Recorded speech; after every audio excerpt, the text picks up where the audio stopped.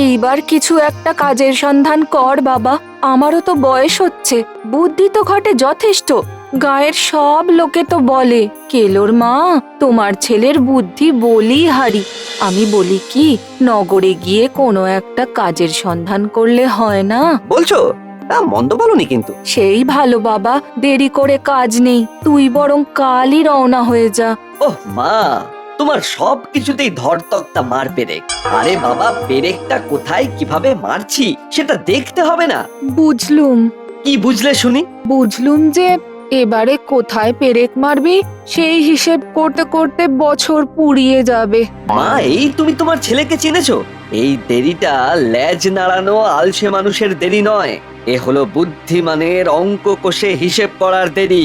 ভেবো না মা, এই কেলোর কীর্তিতে একদিন তুমি বুক বাজিয়ে গর্ব করবে।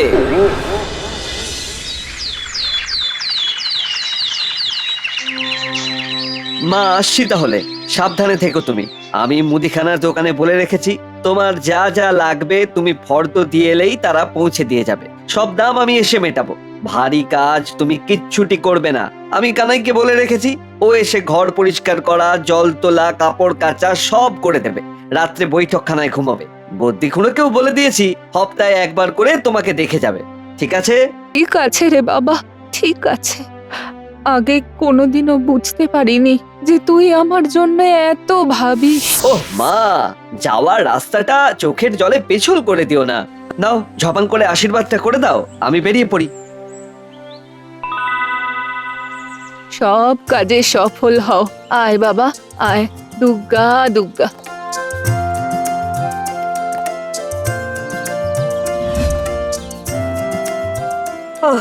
পা যেন আর চলছে না।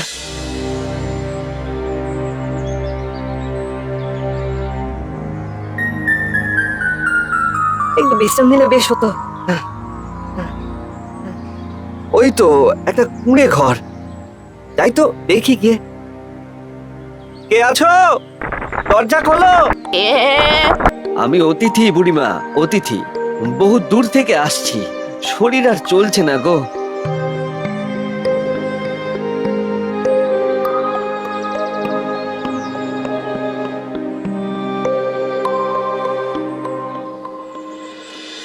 কই দেখি কি আছে, দুটো খেতে দাও দেখি। বড্ড ঘুম পেয়েছে, খেয়ে দে ঘুমোই খানিক। এই, কে তুই? হুট করে ঘরে ঢুকে পড়লি, এখন খেতে চাইছিস, ঘুমোতে চাইছিস? সাহস তো বড় কম নয়। আমার ছেলেরা এলে মজা টের পাবে। এই, বেরো বেরো বলছি। একবার তো বললাম বুড়িমা, আমি অতিথি, বহু দূর থেকে আসছি। ওসব অতিথি ফতিথি বুঝি না, এখানে কিছু হবে না, যাও। বুড়িমা, আমাদের শাস্ত্রে বলেছে অতিথি দেব ভবা, অতিথি দেবতা। অতিথিকে দেবতার মতো আদর আপ্যায়ন, শ্রদ্ধা, ভক্তি এবং ভোগ প্রসাদ দিতে হয়। শাস্ত্র নয় রে ছোড়া, অস্ত্র। আমার ছেলেরা ফিরলো বলে, আর তারা ফিরবে কিন্তু হাতে অস্ত্র নিয়ে। সুতরাং মানে মানে কেটে পড়, না হলে কিন্তু ধরের ওপর মুন্ডু থাকবে না। আমার ছেলেদের সবাই ভয় পায়, তাদের নাম শুনলে সবাই ইষ্ট নাম জপ করে। শোনো, ভালোয় ভালোয় বলছি, খেতে দাও, ঘুমোতে দাও, নইলে ভালো হবে না। এই আমি বলে দিলাম, আমি কে তা তো জানো না। তোমার এমন 10টা ছেলে আমি পকেটে রাখি। আসুক আর ছেলেরা, দেখা যাবে কে কত বড় মাতব্বর।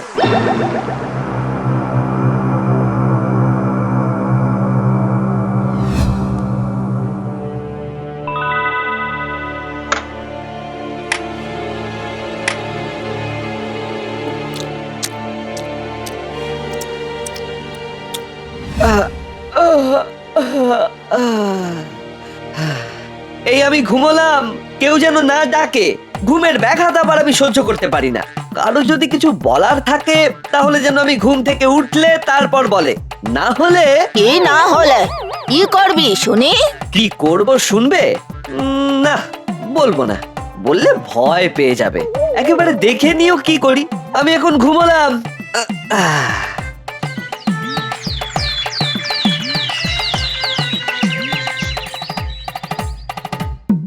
এই কে রে তুই? আমাদের ভাত খেয়েছিস? এখন আবার আমাদের বিছানায় শুয়ে ঘুমোচ্ছিস? রোশো রোশো, প্রশ্নের বান ডাকিয়ে দিলে দেখছি। ইস, ঘুমের একেবারে দফা রফা, মেজাজটাই বিগড়ে দিলে। দূর দূর। আর সুখনিদ্রা দিতে হবে না, মানে মানে কেটে পড় বলছে, নইলে এক্ষুনি তোর মুন্ডু নিয়ে কেন্ডুয়া ঠেলবো। তা এ বিদ্যা জানা আছে বুঝি? তা বেশ বেশ, এটা তো ভূতেরা করে থাকে, ওই মুন্ডু নিয়ে গেন্ডুয়া। তা ভূতেদের সঙ্গে যোগাযোগ আছে নাকি? বাজে কথা ছাড়, তুই কে হে বাপু? তোর মতলবটা কি শুনি? আমি হলাম ডাকাত সর্দার কেলো। অনেক বিদ্যে জানা আছে। আমি আমার দলের জন্য লোক খুঁজছিলাম। তোমরা তেমন চালাক চতুর হলে তোমাদের শিখিয়ে পড়িয়ে আমার দলে নিয়ে নিতাম। আহা, কোন এক মাতব্বর এলেন রে। ওট ওট, নিজের পথ দেখ, এখানে সুবিধে হবে না। পালা পালা পালা, আমি 10 গুনতে গুনতে আমার চোখের নাগাল থেকে দূরে সরে যা, না হলে পা বেঁধে উল্টো বাগে গাছে ঝুলিয়ে রেখে দেবো। বটে? আচ্ছা, তাহলে একটা পরীক্ষা হয়ে যাক। ওই দেখো, ওই রাস্তায় একজন চাষি একটি ছাগল নিয়ে চলেছে। কোনো জোর জবরদস্তি না করে তোমাদের মধ্যে কেউ পারবে ওই ছাগলটি চুরি করে আনতে? মানে জোর জবরদস্তি না করে? না বাবু, তা পারবো না। মেরে ধরে আনতে বলো, এক্ষুনি নিয়ে আসছি। ব্যাস, তাহলেই দেখো আমি তোমাদের সর্দার কিনা। আমি এক্ষুনি ছাগলটা নিয়ে আসছি।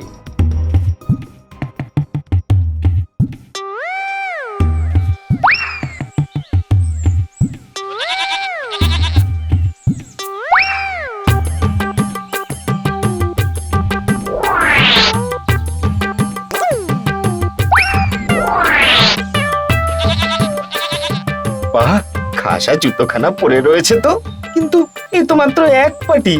এক পাটি দিয়ে কি হবে? ইস, আরেক পাটি থাকলে কি ভালো হতো।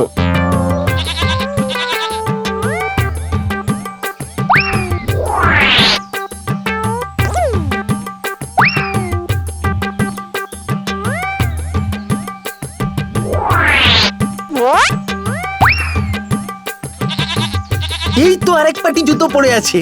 ইস, আমি কি বোকা! ওই পাটিটা যদি সঙ্গে আনতাম।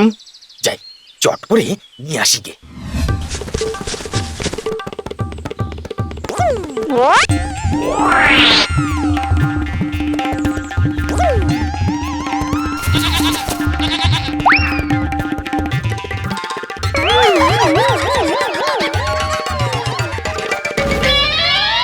হায় হায় হায় হায়, জুতোর লোভে আমার ছাগল গেল। এখন কি করি? গিন্নিকে যে বলে এসেছি হাট থেকে চাদর কিনে নিয়ে যাব।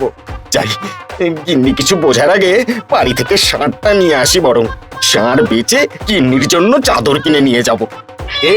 কেমন বুঝলে? আরে এ আর এমন কি, এ আমিও পারি। তাই নাকি? তা ওই দেখো, ওই কৃষক আবার ষাঁড় নিয়ে চলেছে। যাও দেখি, জবরদস্তি না করে কেবল বুদ্ধি খাটিয়ে ওই ষাঁড়টা নিয়ে এসো দেখি। এই আমি এক্ষুনি গেলাম আর এলাম।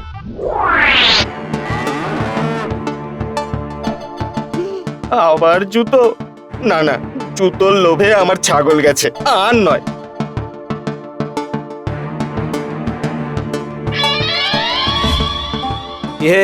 পারলে না তো? এবার আমার বুদ্ধির জোরটা দেখো।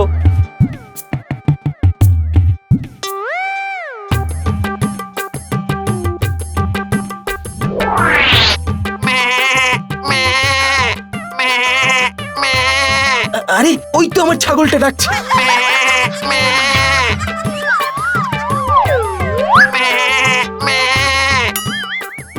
আশেপাশেই তো মনে হচ্ছে।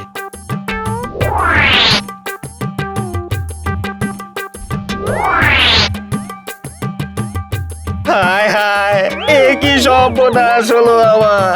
এখন বাড়ি ফিরে মুখ দেখাবো কি করে? কেমন? তোমার গুরু এলেম আছে, তোমায় সর্দার বলে মানতেই হচ্ছে। আজ থেকে তুমি আমাদের সর্দার হলে। তুমি এখানেই থাকো, খাও দাও, আরাম করো। আমরা তোমার কথা মতো চলবো। শোন, আজ আমায় একটু বেরোতে হবে। এরপর কোথায় কখন ডাকাতি করতে যাব সেসব দেখে আসি গিয়ে। ওই ছাগল আর ষাঁড়টা আমার কাজে লাগবে। আমি ওদেরকে সঙ্গে নিয়ে যাব। আমি ফিরে না আসা পর্যন্ত তোরা বাড়িতেই থাক।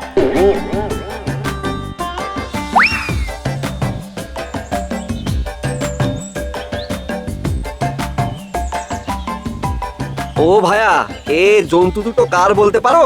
জঙ্গলে খুঁজে পেলাম, কারো গবাদি পশু জঙ্গলে হারিয়ে গিয়েছিল বোধহয়। ও দাদা, কোথায় পেলে গো? এ আমার। তা বেশ বেশ, ভালোই হলো, তোমার ছাগল ষাঁড় তুমি ফিরে পেলে। আচ্ছা, আমায় একটা সাহায্য করতে পারো? সিপাহীদের কোথায় পাবো বলতে পারো? ওই তো ওদিক পানে যাও, ওইদিকেই সিপাহীদের পাবে।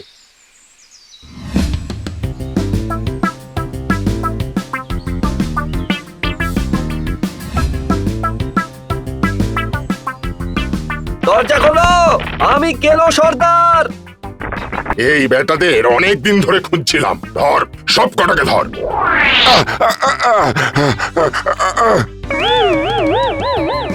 তুই এত বড় বিশ্বাসঘাতকতা করলি আমাদের সঙ্গে? চটছো কেন ভাই? তোমাদের চুরি শিখিয়েছে কিনা? হ্যাঁ তো, তা এটাকে তোমরা গুরু দক্ষিণাই ধরো। কি ধরবো সেটা আমরা ঠিক করব। বেরিয়ে আসতে দে, তারপর বুঝতে পারবি কত ধানে কত চাল। আপনার বুদ্ধির জোরেই এরা ধরা পড়ল। এদের ধরে দিতে পারলে রাজামশাই পুরস্কার ঘোষণা করেছিলেন। এই নিন আপনার পুরস্কার।